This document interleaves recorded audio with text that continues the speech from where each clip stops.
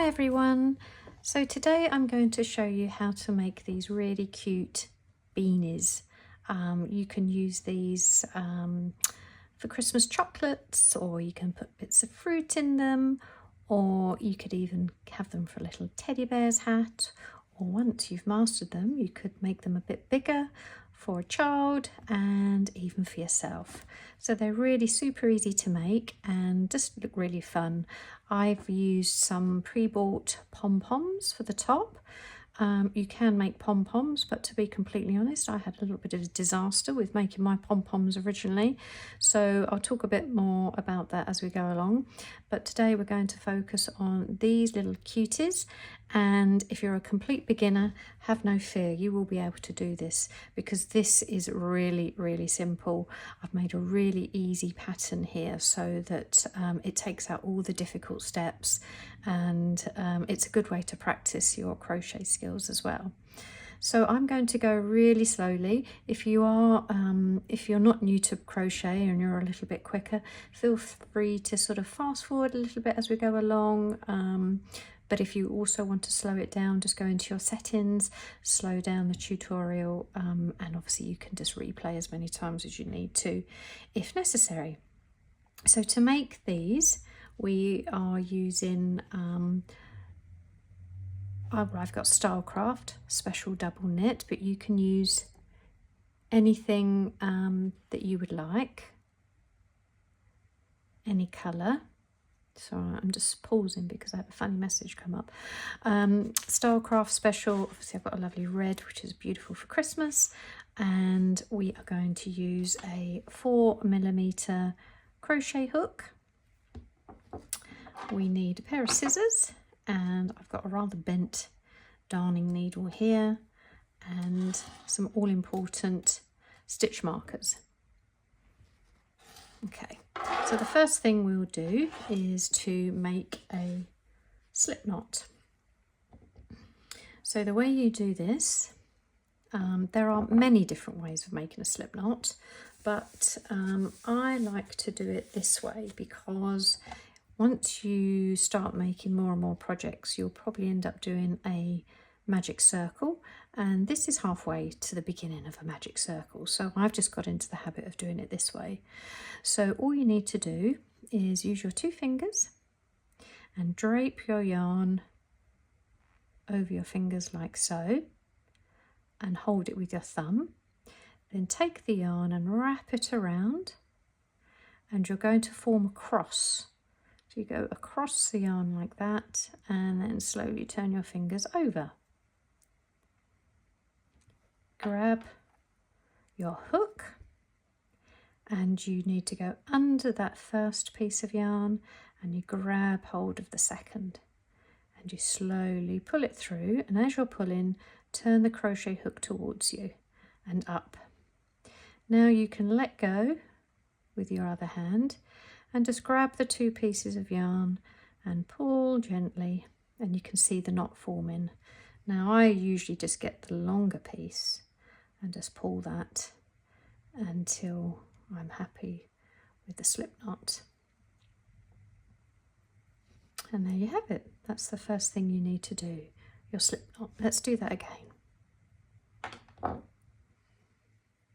So you start, I'm obviously right-handed. You start with your yarn, your 2 fingers, drape your yarn over, secure it with your thumb, then wrap the yarn around your 2 fingers, make a cross like so, and turn your hands over. So you've got 2 pieces of yarn across your fingers. Grab your crochet hook, go under the first piece of yarn, and you grab that second piece and you just pull it through. As it comes through, just turn it towards you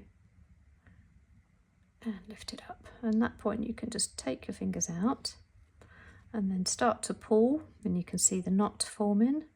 And then I just grab the longer piece and pull, pull, pull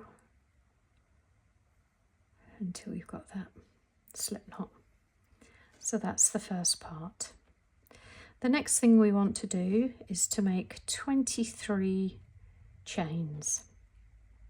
So I'm going to show you how I hold my yarn.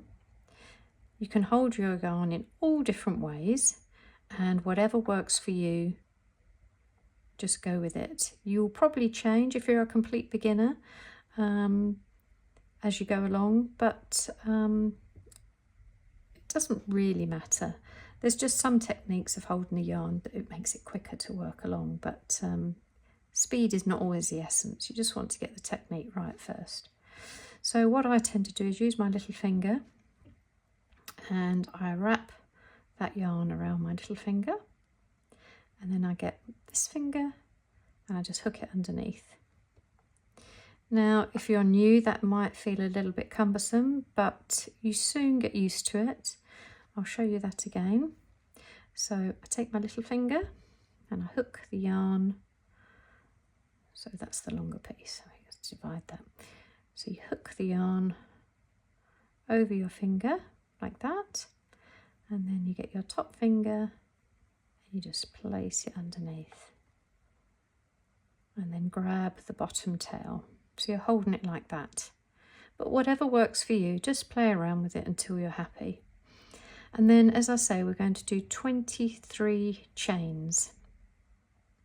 So the way to do your chain is to hold the bottom piece of yarn, and you grab your hook, or you hold your hook and you grab the yarn. So you take the hook, wrap it around the yarn and pull it through like so. That is your first chain. I'll do that again. So this is just my slip knot. I'm going to wrap the yarn around my little finger and hook my top finger across. Hold the bottom piece of yarn. I'm going to grab the yarn with my hook and pull it through like so. Now, I think the most difficult thing when you first start is your tension. If you make it too tight, that's when you start having to tug and pull at the yarn, especially with this sort of fluffy type yarn. It's always better to try and keep it loose. And for this sort of project, it doesn't really matter either. Just keep it nice and loose so your hooks and your chains rather are nice and big. So we've done one.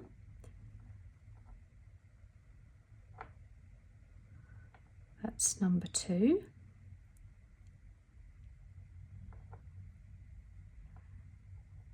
That's number 3. So if you can see, we have got, not counting what's on the hook here, you have got 1 chain, 2 chain and 3 chain.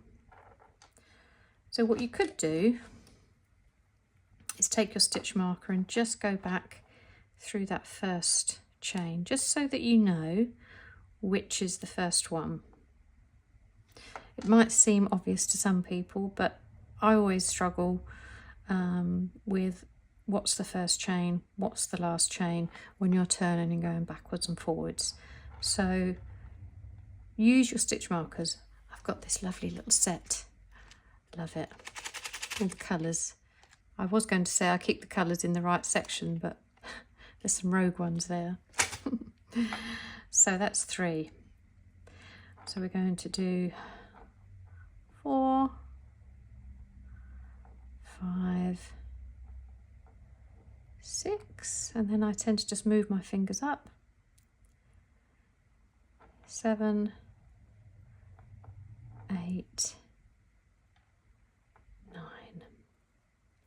Now I've seen some videos where people do this extremely quickly, and good on them for doing it so quickly. I don't really like crocheting quickly at speed. Can't really see the point. I'm doing it for relaxation and pleasure, but maybe after another 10 years I might be doing it like that. Okay, so I've already forgotten how many I've done, so let me count them. 1, 2, 3, 4, 5, 6, 7, 8, 9. Okay, So I'll carry on. 10, 11, 12, then I'll move up. 13, 14, 15, and I'll move up. 16, 17, 18, 19, 20, 21, 22, 23. So that is your first chain. So you've done a slip stitch to start, and then you have done 23 chains. Now, because everyone holds the tension differently, yours might vary slightly in size to mine, but again, with this sort of project, it really doesn't matter. If you make it too tight, you'll probably just struggle going into the next row, because your stitches will be really tight and you won't be able to get your hook through. It just makes it difficult. So if you feel that it's too tight, just undo it and start again. I can't tell you how many times I've undone chains and started again. So I'm really happy with that. So that'll be the end of your first tutorial. If this is your very first time, I would undo it, do it again, undo it, do it again, just to make sure that you can get up to speed and maybe keep your tension a little bit consistent. But if you're happy with the first attempt, then click on to the next tutorial and we will make the second part together.